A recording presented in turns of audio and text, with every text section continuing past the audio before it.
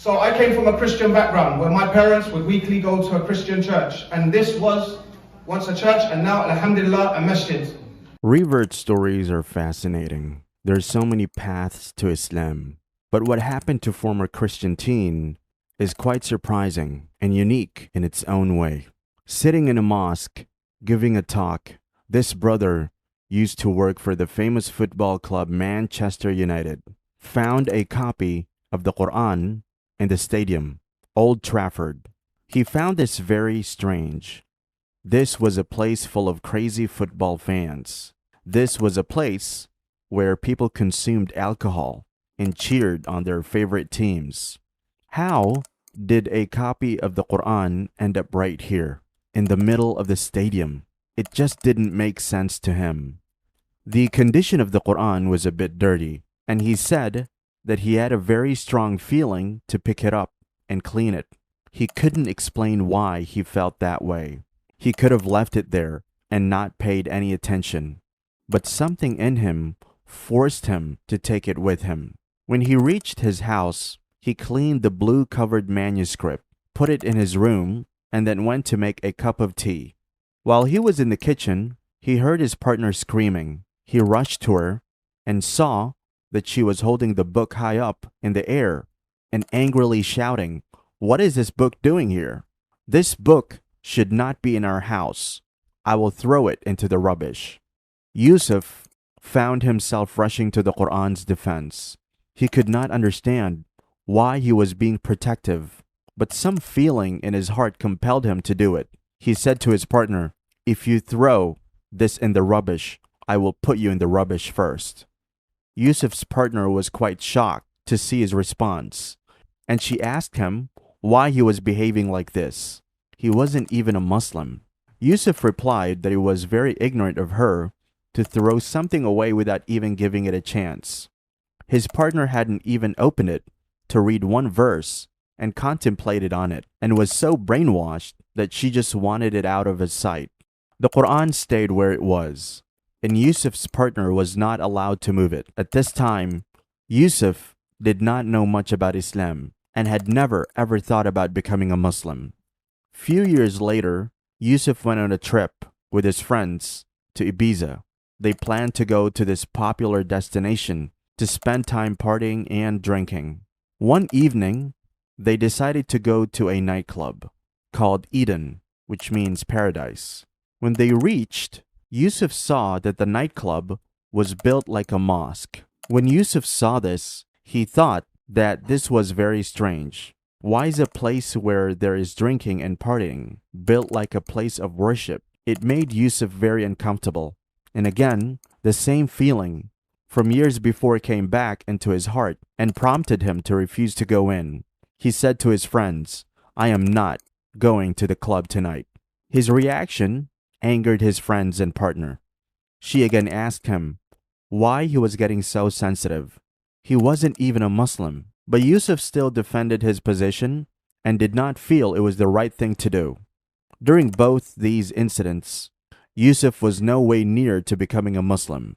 He was surprised by his own behavior because he hadn't even thought about accepting Islam at this stage. So why did he behave that way? The answer, he now believes, is fitra. Fitra is an Arabic term that has significant meaning in Islam. It refers to the natural state of human beings, which is characterized by an innate disposition towards recognizing the existence of God and submitting to His will. Fitra is often translated as primordial nature, innate disposition, or original disposition. Allah Almighty has given the gift of fitra to every single human being. Does not matter what specific religion you have been raised into or what culture and society you live in. Fitra is a universal trait that transcends everything. Yusuf believes that every time that he defended Islam, it was because of his fitra. It was because he knew that it was the right thing to do. From picking up the Quran to refusing to go into the nightclub that looked like the mosque. Fast forward a few years, Yusuf came to know some people who had taken their shahada and reverted.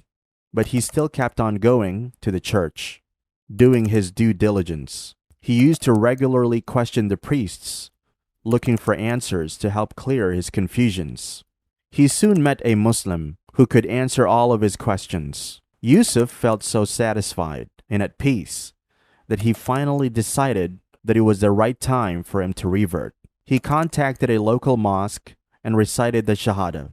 This started Yusuf's journey into Islam. He acknowledges that the journey into Islam has not been easy, and he believes that it's even harder for women as they have to make a lot more changes. The advice he gives to his new reverts is be patient, stay steadfast, and honor those who honor you. Give time to the Book of Allah and develop your deen. Yusuf's story is a great example of the fact that every person is born knowing that there is one God. But if they are then raised in a non-Muslim family, they end up adopting wrong beliefs and practices. A lot of people question that, is it really not a non-Muslim fault that they were born into a family that practices other religion? Is it right that they should be held accountable for it on the Day of Judgment? The answer to that lies in Yusuf's story and many other revert stories. Since Allah has blessed us all with fitrah, He provides opportunities to every human being to go in search of guidance and find out the truth. Take Yusuf's example. There was something in his heart that led him to bring a copy of the Quran home and refuse to go into the nightclub. It only took 2 events and 2 right decisions from him that his fitrah started getting more and more stronger by the will of Allah, and eventually it led him towards Islam. All non-Muslims do face situations and events where they are given the choice of acting on their fitrah or against it.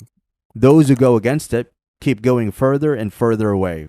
But those who choose to listen to the calling of their heart and choose the good path, they receive further blessings and guidance from Allah, which can eventually lead them towards accepting Islam. This is also why spreading the message of Islam is so important. It is our job as Muslims to make sure that we convey the message of Islam to non-Muslims. We will be asked on the Day of Judgment whether we helped other people come to the truth or not. Hope you liked today's video. Make sure to like this video and subscribe to our channel. Remember to share this video with Muslim and non-Muslim family and friends and convey the message of Islam.